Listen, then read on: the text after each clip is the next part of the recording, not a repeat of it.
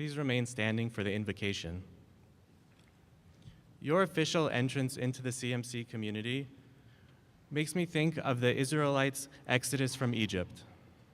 My interpretation is particular to the Jewish faith, but I hope that it has a universal message that you can all appreciate. In this story, the Israelites had just left Egypt, only to realize that Pharaoh had changed his mind and decided to come after them. The moment of confrontation occurs right when the Israelites had nowhere to flee because they were standing on the shore of the sea. You may know already the outcome of this dilemma.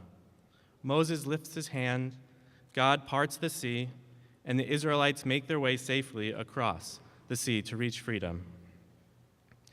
This moment of convocation is a parting of the sea moment for all of you. You're standing on the precipice of a new freedom, academic freedom to pursue your interests, and freedom to structure your work time and social activities. You worked hard to get to this moment. Hopefully nothing is in pursuit after you, although at times it might feel that way.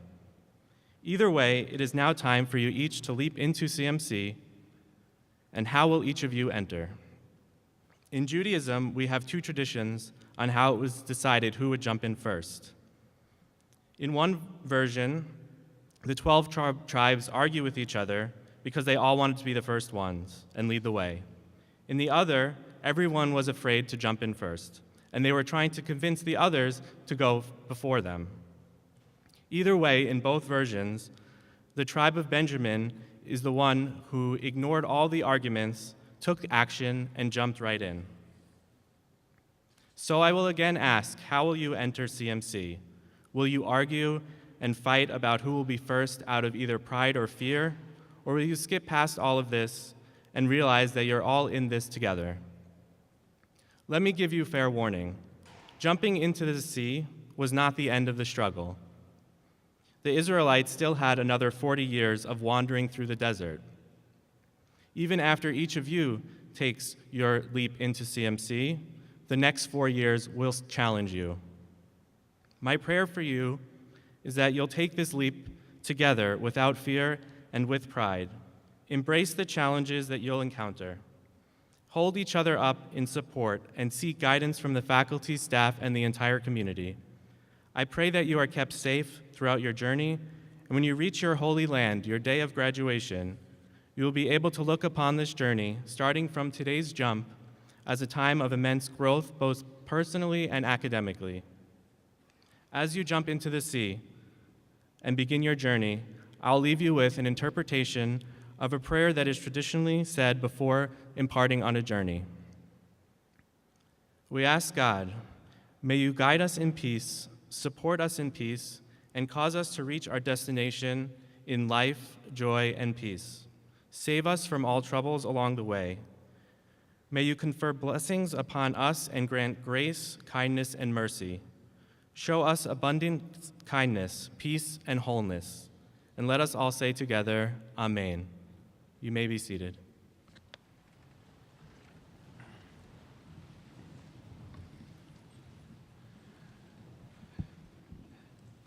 Thank you, Rabbi Shapiro, for those very wise words, and welcome, everyone. Good morning, and congratulations to you all.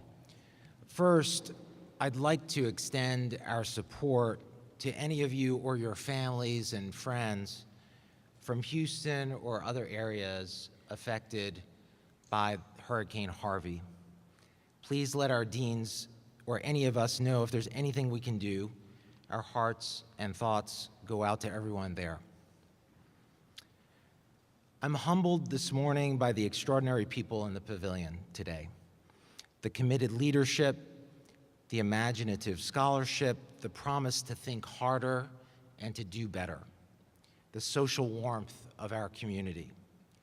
Rabbi Shapiro, Peter, and Shana, and Lee, Mary, Ellen, and Sami, and all the faculty and staff celebrating years of service, and our newest and returning students, you each inspire. Let's take a moment. Let's take a moment to see it, listen to it, soak it in, draw from it. I'm humbled too by the seemingly insurmountable challenges we face in the world and the opportunities at our fingertips. I'm humbled by all we need to learn, by the leadership we need to grow to put that learning to work, as we bring ourselves together in a world that seems to want to pull us apart, a world that seems to want to pay more attention to the negative than the positive. How do we counter these centrifugal dynamics with a more powerful, positive, centripetal force?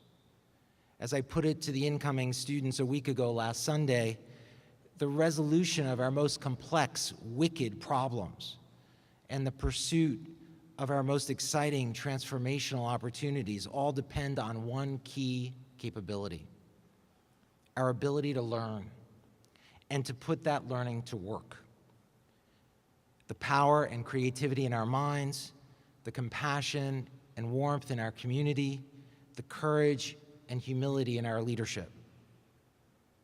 In response to events like Charlottesville, we must condemn racism, anti-Semitism, and other forms of bigotry as outrageous attacks on our shared values, attacks on the intrinsic value of every human being.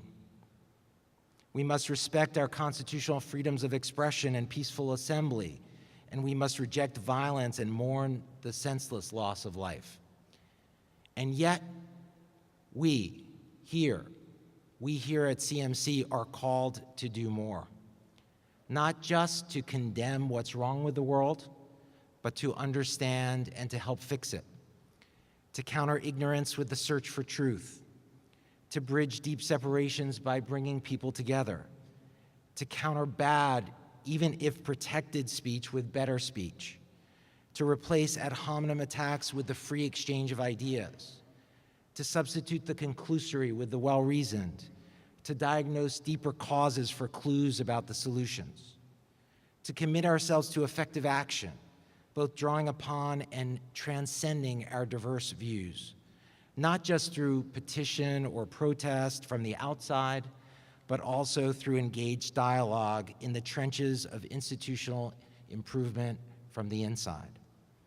In an interview last week, our 2017 commencement speaker, Wes Moore, put it this way. Leadership, he said, is about finding a human pain or need and saying, I'm going to do something about it. This holds too on the positive side of the ledger. Leadership is also about finding a human joy or opportunity and saying, we're going to do something to grow it. Leadership is about extending patience and grace. Leadership is about offering gratitude and friendship, the small deeds of goodness that knit the social fabric of a shared community. So when we look at our most exciting opportunities, social or public solutions to violence or poverty, applications of artificial intelligence or computational science to cure disease or create clean energy, entrepreneurship that creates jobs and economic growth, having a great idea is hardly enough. We have to learn how to implement it, how to channel proposed solutions into effective action, how to grow small into scalable businesses, how to build consensus in a world that often appears not to want it, and how to lead in diverse, even divisive, polarized professional settings. So as we approach this academic year, we need to see the dual commitment of thinking harder and doing better in everything we pursue. Our shared commitments to the rigorous classroom, the perplexing problem set, the elegant essay, the competitive sport, the impactful student enterprise, the special qualities of our impressive new students, faculty, and staff who contribute greater expertise and fresh perspectives to our learning community, the growth of student opportunities and the special experiences you all bring back from nearly 1,000 summer internships, the powerful learning opportunities, dinners at the Athenaeum, reflections in the Cube, or cross-cutting conferences and research in our institute centers and new labs. The continual improvement of our learning environment from Collins to the Care Center, allowing us to break bread, transcend division, learn and lead with incisive assessments and imaginative solutions. That is all done for you so that you can thrive and contribute. And you are each here for all of us so that we can too. We are all here for one another. We come together today to build on the moment we share, to face the problems, create the solutions, mitigate the diverging forces, reconcile the colliding ones, learn to do well and good, learn to do it all together. So today, I thank you each of you for being here. Be sure to hydrate through the heat, lend a hand or a shoulder to our friends from Houston, and get off to a great start this week. Congratulations, here's to a successful year. Thank you very much.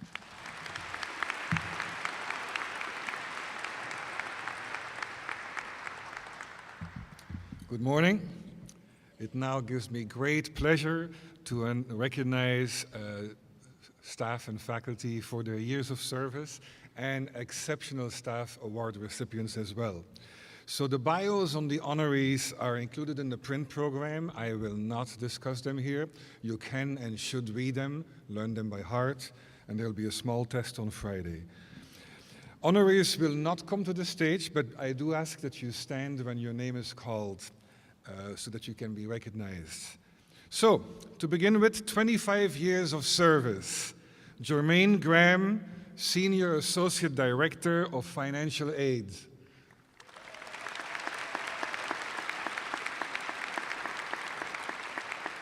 And besides her, Stephen Graves, Head Athletic Trainer, Claremont Mud Scripps.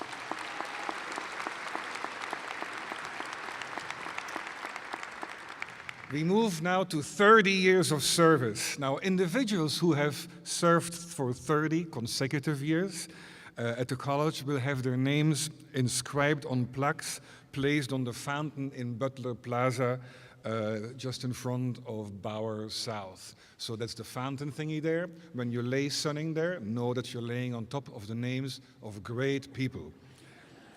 Happily not on top of those people, but okay. So the first person is Lydia Aguiar, who is the administrative assistant at the Marion Minor Cook Athenaeum, and she is not here. The second person is here, and it is Asuman Aksoy, the Crown Professor of Mathematics at the college.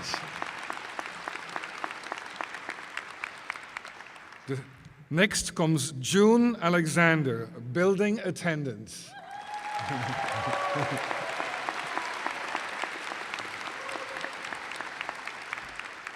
Next comes Lorenzo Herrera, senior maintenance worker.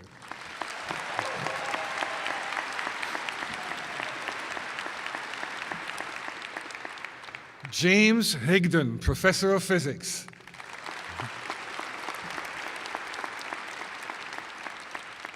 John Meany, Director of Forensics. James Taylor, Senior Lecturer in Accounting.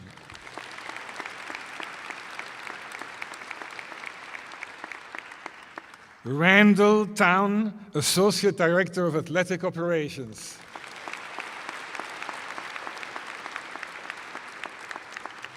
Robert Valenza, Dengler-Dijkma Chair of Mathematics and the Humanities. I thank you all for your service. 35 years of service, she is however not here, is Barbara Maxwell, Director of Budgeting and Grants Administrator.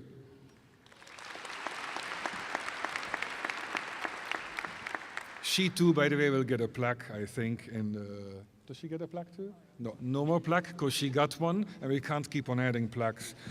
40 years of service, Janet Dreyer, Director of the Children's School.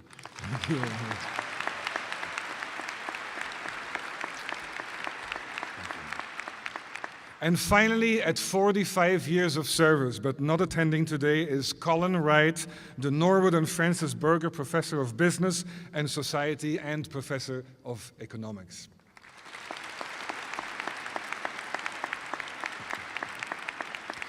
It also gives me pleasure then to recognize two persons who have received the Exceptional Staff Award, which was selected on the basis of recommendations by staff, students, and faculty, and selected by a committee composed for that purpose.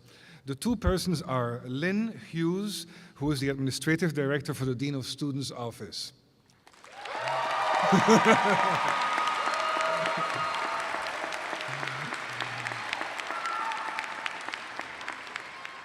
That says enough why she got it. And the next one is Velda Jant, who is the Program Administrator and Assistant to the Dean at the Keck Science Department.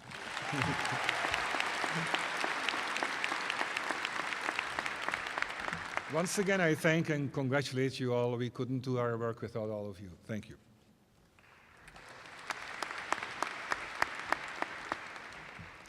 Hello, everyone. My name is Shana Levin, psychology professor and one of the associate deans of the faculty. It's my pleasure to recognize the winners of last year's faculty awards. Award winners, you know who you are. Please stand up when I recognize your award. I promise to be brief. You won't be standing for too long. The winner of last year's Presidential Award for Merit was Amy Kind, Russell K. Pitzer, professor of philosophy.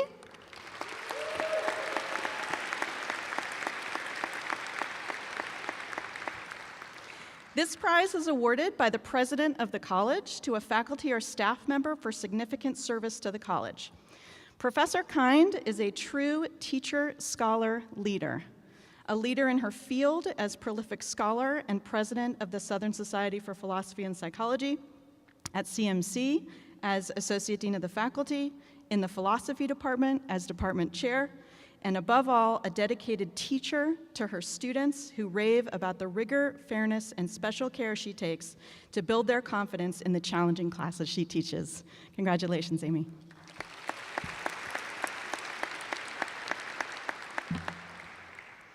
Rod Camp, Philip M. McKenna, professor of the Pacific Rim, received last year's inaugural Faculty Scholarship Award. The award is given annually to a full-time faculty member in recognition of their outstanding research, scholarship, or creative work since coming to CMC.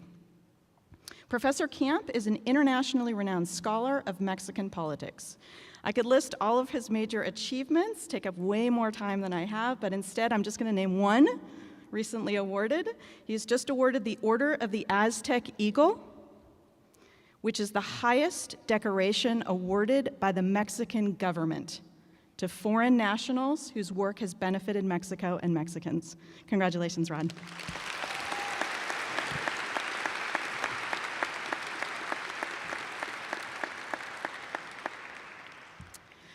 Last year's winner of the Crocker Award for Merit was Professor of Physics Adam Landsberg, who unfortunately wasn't able to be with us today. This prize is awarded to the professor selected by the faculty themselves as having made the greatest contribution to the college that year. Many of his colleagues have described Professor Landsberg as a proactive, significant contributor to numerous labor-intensive committees. His leadership in the Keck Science Department is outstanding. He brings a rare quality to and engaged participation in each task he performs. Thank you, Professor Landsberg, for your service.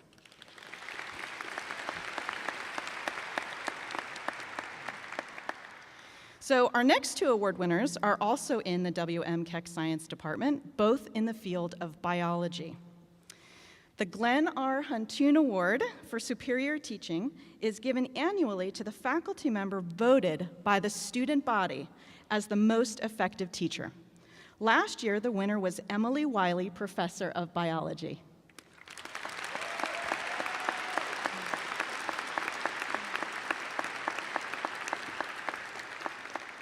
Professor Wiley regularly co-authors publications with the undergraduates in her lab, and students in her classes attest to the intellectual growth they receive as a result of her teaching. Students rave about Professor Wiley's absolute vibrant passion, that is a quote, for biology. Congratulations, Professor Wiley.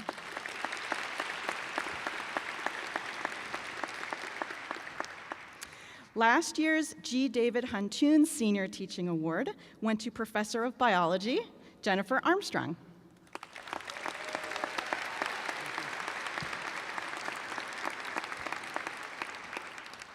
This prize is awarded annually to a full professor selected by a committee who reviews nominations from juniors and seniors.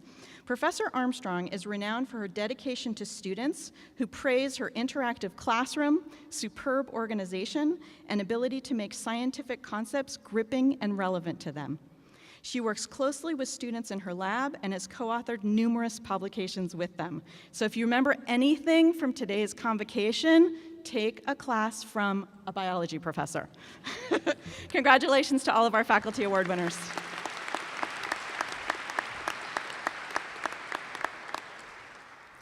Good morning, I'm Lee Skinner, the other Associate Dean of the faculty, and I get to introduce our new tenured and tenure track faculty to you. New faculty, when I call your name, please stand, and at the end we'll hold our applause to the end and then give them all a big round. So first, joining us this year is Julio Garin, who's an Assistant Professor of Economics. Okay. Michael Gelman, also Assistant Professor of Economics. Stay standing, please. Ethan Van Arnhem joins us as an Assistant Professor of Chemistry. Chelsea Wang joins us as Assistant Professor of History. Ulysses UJ Sophia is the new Weinberg Family Dean of Keck Science and is probably off at Keck Science doing something now. And Jennifer Clark is Assistant Professor of Physical Education and the head women's soccer coach, probably off with the team right now. Welcome, new faculty.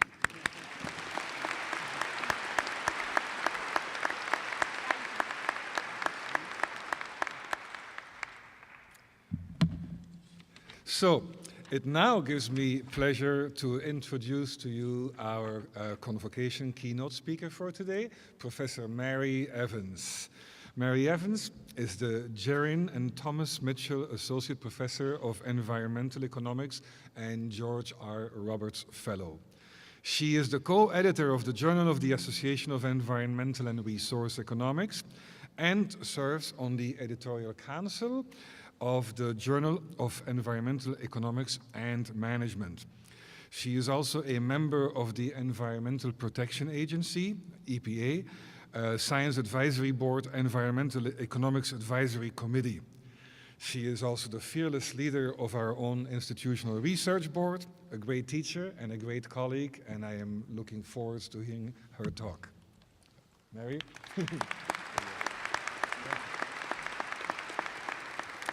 Good morning, everyone. Thank you, Dean Uvin, for the kind introduction. President Chodosh, Dean Uvin, my faculty colleagues, CMC staff, and students, especially those of you for whom today marks the beginning of your academic journey at CMC, it's an honor to address you this morning. I'd like to begin by noting that I prepared my remarks for today several weeks ago, a time that, at least for me, felt somewhat more certain and slightly less chaotic than today. During your 4 years at CMC, the world external to CMC will shift, sometimes in ways that bring turmoil, and sometimes in ways that bring hope. CMC cannot inoculate you against the harms of the external world, nor should it. But you've chosen CMC because you value a community that embraces reason, dialogue, and yes, even disagreement, but rejects violence, threats, and intimidation. A community that embraces diversity and inclusivity and rejects intolerance. And a community that embraces the rights as well as the responsibilities associated with democratic engagement. As the world external to CMC continues to shift, our community, of which you are now a part, will continue to adhere to these principles. As I think was clear from my introduction, I work in the field of environmental economics. This field takes methods and concepts from economics and brings them to bear on environmental questions. You might think, as I did when I wandered into my first economics class as a freshman in college many, many, many years ago, that economics is all about interest rates or the stock market. But for me, the most interesting questions in economics are those that tackle other problems, social problems like crime or pollution. My own work has focused on questions that relate directly to environmental policy. Today, I'd like to share with you 4 insights. I've been told that 3 is the appropriate number, but I'm going with 4, that are motivated by my field, my research, and my experiences, that I hope foster the excitement you no doubt already feel as you begin your time at CMC.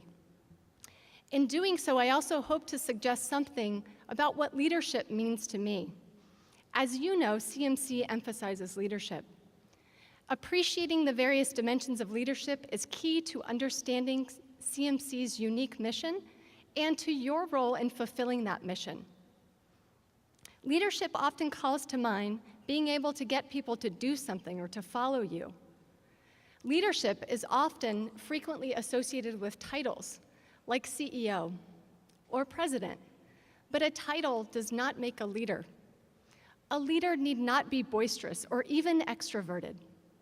The leaders who I admire most have higher objectives than to amass followers or be the loudest person in the room. They seek to help others make good choices by framing questions, providing truthful and reliable information and analysis, and serving as an example. They recognize the value that stems from diversity in all of its forms in their organizations. All across the country and the world, there are CMC alumni who lead according to these principles of leadership. Your CMC education will give you the skills to do the same. The first insight is that the best outcome for society, a group, or even an individual often lies somewhere in between the 2 extreme options. This insight can help us move towards an informed decision in settings where the optimal outcome may not be immediately obvious. Consider climate change. Let's think about climate change in terms of the optimal level of global carbon emissions. At one extreme lies 0, and at the other extreme lies the business as usual level of emissions, or the status quo. On the one hand, a zero emissions target would mean enormous cost in terms of foregone consumption, production, transportation, and economic development. On the other hand, maintaining the business as usual level of emissions also means significant cost associated with changes in agriculture, crime, coastal storms, mortality, and labor allocation, changes that would exacerbate existing economic inequalities in the US, according to a recent study in Science. A recognition that the best outcome likely falls somewhere in between the 2 extremes can be a starting point for reasoned debate informed by scientific evidence and governed by the social norm of respect. Such debate, a hallmark of our policymaking process, characterized the formation and the adoption of the major environmental laws like the Clean Air Act and the Clean Water Act that continue to shape our environmental qualities today. Debate over policy need not lead to a unanimously agreed upon outcome. Indeed, it rarely does. But the goal of the debate is to reach a decision while understanding the diversity of viewpoints involved. As with many policy settings we as a society face, there are significant uncertainties associated with climate change. However, these uncertainties do not support arguments for the status quo, that is, for inaction, and it's faulty logic to suggest that they do. Uncertainty abounds, and its presence should not paralyze the policymaking process. That's a lot of P's. Nor should you allow uncertainty to prevent you from making decisions. How might this first insight relate to a decision you'll face this year? Well, in about a month and a half, you will find yourself in the midst of midterm season, a time of copious caffeine consumption when you'll likely face multiple midterms in the same week or perhaps even on the same day. You may find yourself facing a decision similar to the following. In the 24 hours leading up to my intro to psych midterm, how many hours should I spend studying?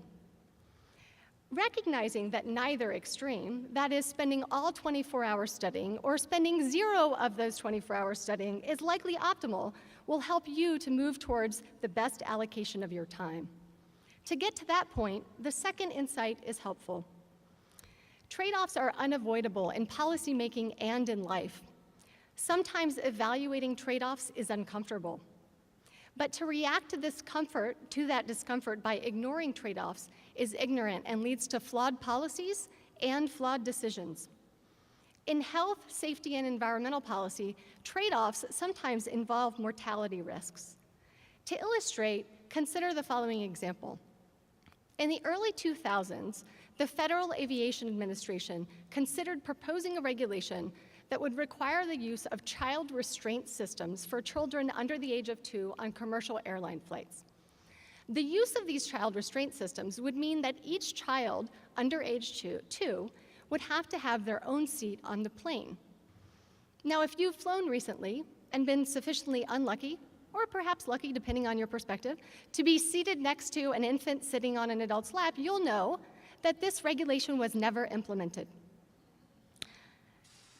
At the time, the regulation was strongly endorsed by the American Academy of Pediatrics. After all, it would save the lives of children. Why then was it never adopted? To understand requires careful consideration of the relevant trade-offs. If implemented, the regulation would have reduced the number of children under age 2 who die while traveling by air by about 0.4 deaths per year, according to one estimate. But the regulation would also increase the number of children who die while traveling by car. You see, the regulation would cause an increase in the price of airline tickets, such that some families would switch from air travel to car travel, the latter entailing significantly higher risks of death. On net, more lives would have been lost than saved as a result of this regulation. If policymakers at the time had failed to carefully consider these trade-offs, because talking about the deaths of children is uncomfortable, then they would have moved forward with a regulation that was on net bad for society. Of course, no one wants to think about these trade-offs, and bringing them up in conversation at a party will not win you any friends. Trust me, I speak from experience. But if we all agree that the aim in this particular case is to save the lives of children, not to avoid offending anyone, then we need to have these kinds of analyses. A second example comes from my own work in environmental policy. When we adopt a regulation that improves air quality by reducing the amount of particulates we breathe, we each face a lower risk of death. The regulation, however, imposes cost on regulated firms. To determine whether or not the costs are less than or greater than the benefits requires knowing how much people actually value reductions in mortality risk. In many situations, it's relatively straightforward to figure out how much people value a good. Consider a cup of coffee that costs $2. If you purchase the cup of coffee, then I can infer that its value to you is at least $2. Unfortunately, this doesn't work so well with mortality risk because you can't go into a store or even onto Amazon, apologies to Jeff Bezos, and buy a lower mortality risk. Fortunately, you do make choices every day, like driving a car or going to work, in which you trade off mortality risks and money, or perhaps something else you value like time. Environmental economists like me can then observe these choices and make inferences about the value of mortality risk reductions. Armed with this information, we can then evaluate the cost and benefits of regulations. These evaluations, while uncomfortable, are fundamental to sound policymaking. This has applications for you as well. This will be a year full of choices, and some of those choices will involve uncomfortable trade-offs. Instead of avoiding them, I encourage you to carefully evaluate those trade-offs and let your evaluations inform your decisions. The third insight is that information has power, which can be harnessed to benefit or exploited to harm. In environmental policy, information can be used to encourage firms to improve their environmental performance. I'll illustrate with an example from my own work. In 2004, the EPA created an internal watch list to keep track of the most egregious violators of the Clean Air Act. These were facilities with severe violations, but facilities that had not yet received penalties appropriate for those violations. While the watch list was not created for public consumption, its existence became public knowledge in 2011 as the result of a Freedom of Information Act, or FOIA Act, request. Over the next year or so, the identities of facilities on the watch list also became public knowledge. I studied how facilities responded first to being on the watch list and second, to their presence on the watch list becoming public knowledge. My research suggests that the public disclosure was a more powerful driver of improvements in facility compliance than was their mere presence on the list. This suggests that facilities anticipated the information disclosure to be even more costly than the penalties they might face. There are several factors that might explain this. One possibility is the concern that consumers would vote with their wallets, directing their purchases away from dirty firms towards clean firms. Information is a powerful tool, and its use to discipline firms that impose external cost on society is not unique to the environmental realm. We've begun a period in which the formal enforcement of environmental regulations is likely to be weakened, at least at the federal level. While I find this discouraging, I'm also optimistic that effective informal tools of enforcement, perhaps those that harness the power of information, will be implemented by state, local, tribal regulators, citizen groups, and perhaps even some industry groups. Innovations in information processing and dissemination may yield additional informal tools that do not currently exist. CMCers are enthusiastic innovators, so perhaps one of you will envision such a tool. The final insight is motivated more by my personal experiences than by my research. I'm fortunate that in my life I've experienced love, friendship, happiness, and success. I've also experienced heartbreak, sadness, disappointment, rejection, and failure. While I don't often publicize the latter experiences, they are equally important in shaping who I am today. In my field, professional success is often judged by the number and quality of one's publications in peer-reviewed journals. If you go to my website, you can view my CV, which lists my peer-reviewed publications. Now, though, I'd like to share with you a few items that might go on my anti-CV. Over the years, reviewers and editors have used the following words to describe some of my papers: a minor contribution, odd, obvious, and my favorite, trivial. This year, I finally published a paper that I began working on almost a decade ago. The paper was rejected by 12 journals before finding a home. Just this summer, I had 2 papers rejected in the same week. I never get used to rejection. It's soul-crushing every single time. But my response to rejection has changed over time. I no longer take rejection personally, and I no longer let it discourage me from moving forward. I take risks in my research. Sometimes that results in a relatively quick acceptance at a good journal. Sometimes it leads to a long list of rejections, but it's the combination of those experiences that fulfills me. I encourage you to choose a path at CMC that allows you to experience the full range of outcomes. Don't carefully curate your course schedule to avoid courses that may challenge you. You've chosen CMC, a liberal arts college with talented and committed professors who seek to both challenge and support you. Take full advantage. My hope for you this year is not that you'll fail, be rejected, or disappointed, but that when you do, because you inevitably will, that you use those experiences as opportunities for you to grow in how you respond.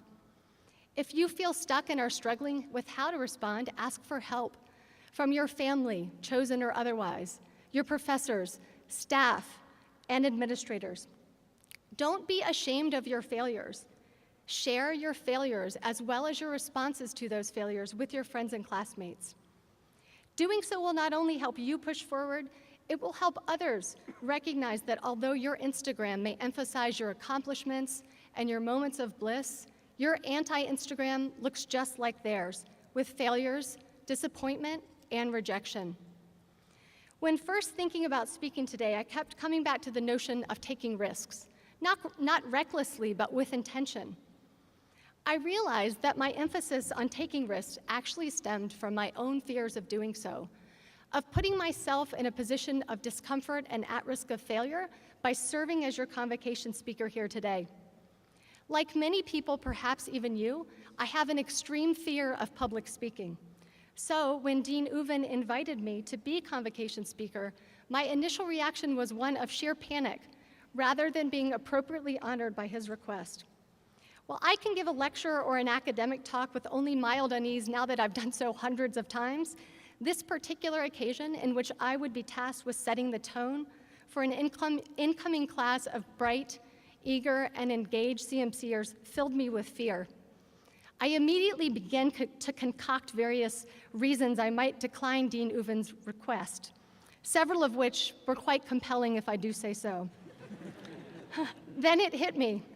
The way forward for me and for you was for me to give remarks today, and in doing so, to take a risk. I hope that you'll be motivated to do the same.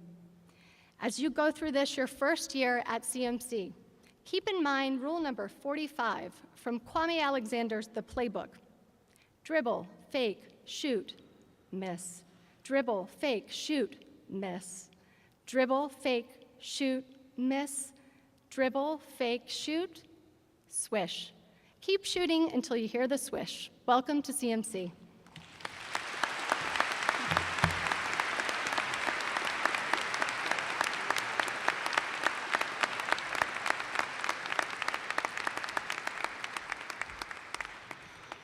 Hi, everyone. I'm Ellen Rentz. When I'm not doing this, I teach in the literature department. It's time for a musical interlude. I really hope you'll all join me. If you open up your program, you've got the lyrics in front of you, and you'll notice that in the second verse there's some Latin, so I thought we would just review that together very briefly. If you don't mind, repeat after me. Crescit cum commercio civitas. Okay, and it's okay to enjoy that a little bit. It's maybe only once a year that you get to speak Latin, so enjoy it. If you'll all stand up, please. We're going to sing this together. And I want you to also enjoy what it's like to sing as part of a big group. And there's something really special about it, and it's something that we don't get to do all of the time. So enjoy it. I'm just going to get our pitch here. This is our starting note. Ready? We're the sons and the daughters of Claremont, McKenna, and proud of our famed alma mater, with friends of our youth seeking wisdom, seeking truth, we will lead on from Claremont, McKenna. We have crescit cum commercio civitas as our motto at Claremont, McKenna. We always will be part of dear old CMC, ever loyal to Claremont, McKenna. Bravo.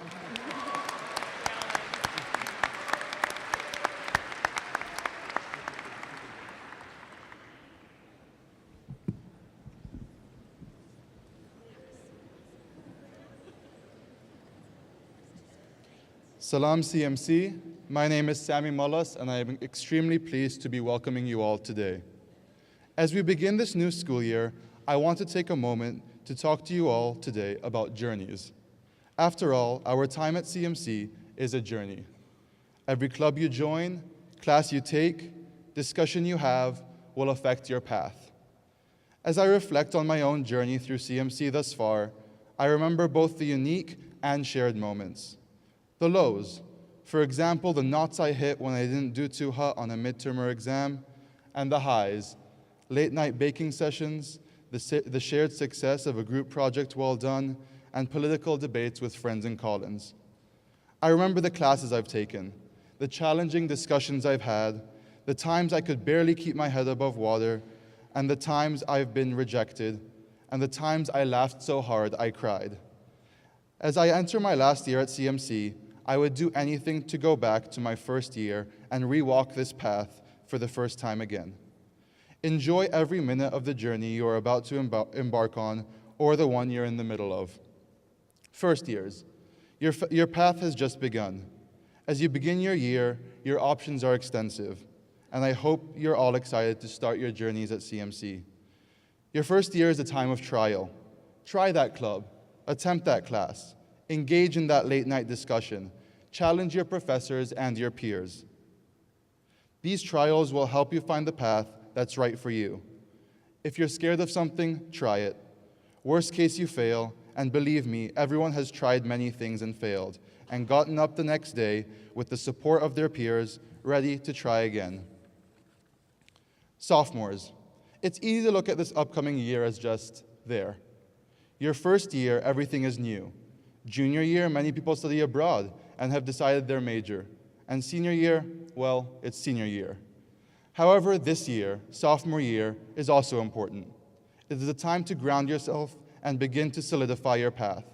It is the year to strengthen friendships, think more about your classes, and by the end of the year, declare your major. Juniors, although many of your peers are abroad, make the most of your time here. Reach out to the underclassmen, help them grow as you have, and learn the lessons from your senior friends while you can still chat in person. 3-2s, it's our last year here. Let's make the best of it. Let us continue to push ourselves, apply for that internship you don't think you'll get. Let us challenge ourselves to be the best humans we possibly can. Seniors, this is the end of the block that represents life at CMC. You're almost there. This year is a time of closure and an opening of new beginnings. It is the year to make memories and apply for lots of jobs and fellowships. It is the time of thesis and the time to spend nights in Ryle and Papa. Remember how much those around you look up to you. I certainly do.